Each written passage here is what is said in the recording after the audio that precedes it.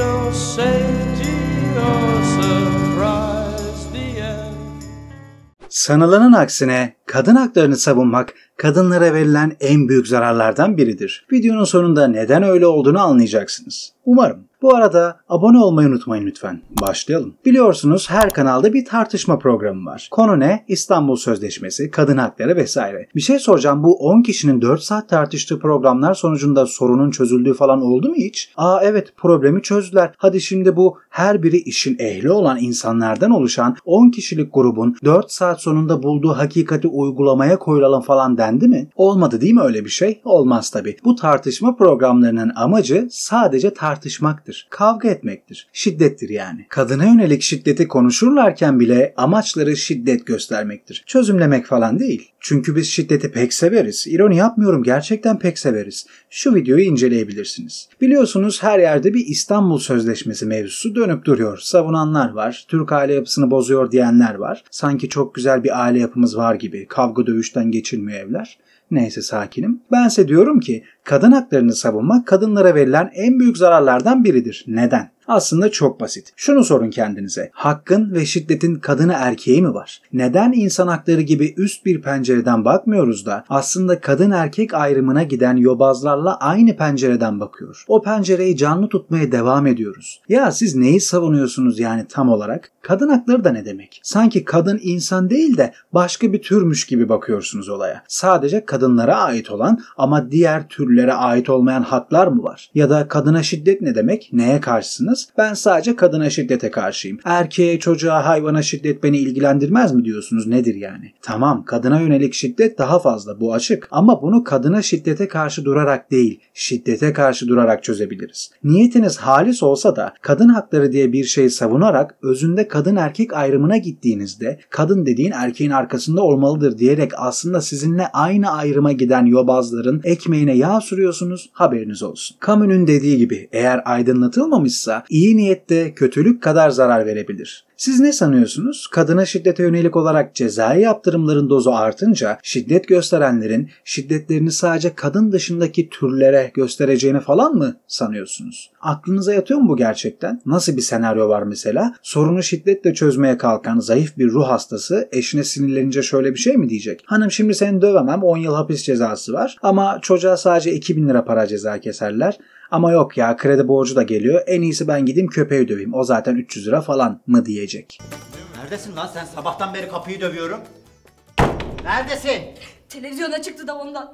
Lan televizyona da sana... Bu it dalaşı neye benziyor biliyor musunuz? Bir futbolcuyla handbolcunun karşılaşmasına benziyor. Siz futbolcuysanız ayaklarınızla oynayıp maçı kazanırsınız. Handbolcunun çektiği yola gelip ellerinizle oynarsanız kaybedersiniz. Beyinlerimiz savaşsın isterdim ama görüyorum ki siz silahsızsınız bayım deyip düelloyu reddeden Kafka bilgeliği lazım bize. Kafka ona meydan okuyan kişinin silahlarıyla savaşa katılırsa kaybedeceğini biliyordu. Şimdi onların sizi sürüklediği pencereden, kadın erkek ayrımı penceresinden savaşa devam ederseniz kaybetmeye mahkumsunuz maalesef. Savaşı kendi kulvarımıza taşımalıyız. İşte dediğim budur. Peki size şöyle bir şey desem, Türkiye gibi yerlerde kadın dekolte giymemeli. Beni geri kafalı yobaz olarak falan mı nitelendirirsiniz? Oysa benim dediğim şudur. Sen kuzusun, kurtlar arasına giriyorsun. Sonra diyorsun ki kurt beni ısırdı. Yapma ya, ne bekliyordun? Neyin savaşını verdin şimdi sen? Kaybedeceği çok açık olan bir savaşta gazi olup ben davam için bedel ödedim diyecek bir köylü kurnazlığı peşinde olabilir misiniz? Sözlerim ağır gelebilir ama devamını dinleyin. Size Türkiye gerçeklerinden bahsediyorum. Dikkat edin, dekolte giydi diye tacizi hak etti falan demiyorum elbette. Ama o yobazların iki meme görünce göstereceği tepkiyi biliyorum. Anlatabildim mi? Dediğime karşılık olarak yobazlığa boyun eğmeyi önerdiğimi söyleyen atarlı ergenler de çıkabilir. Onlara söyleyeceklerim de şu. Ben yobazlığa boyun eğelim de demiyorum. Sadece bir savaş veriliyorsa bu savaşın sadece cesaret duygusuyla değil, o duyguyu aklın yönettiği bir savaşın verilmesi gerektiğini söylüyorum. Aksi halde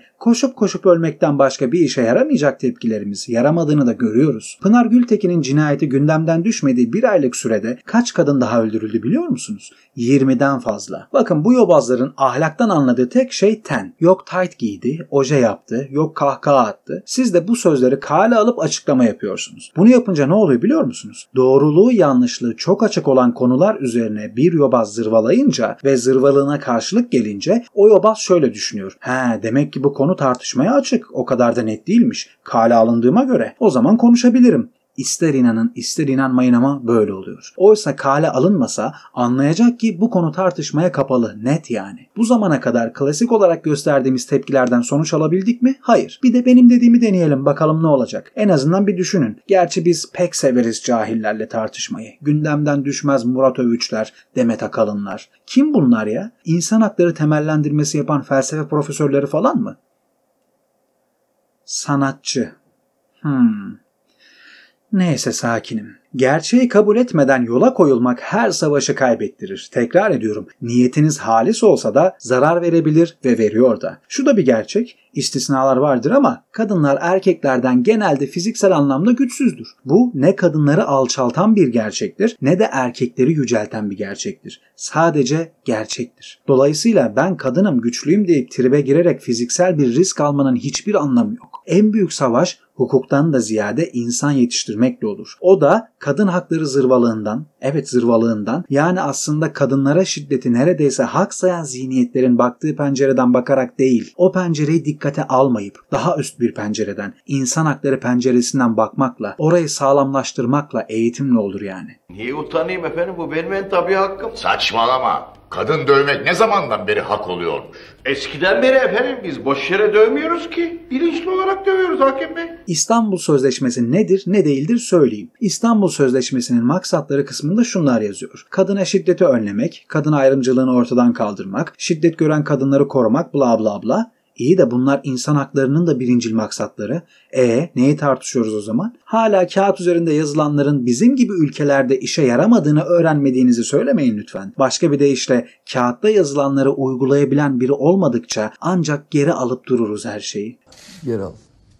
Geri al.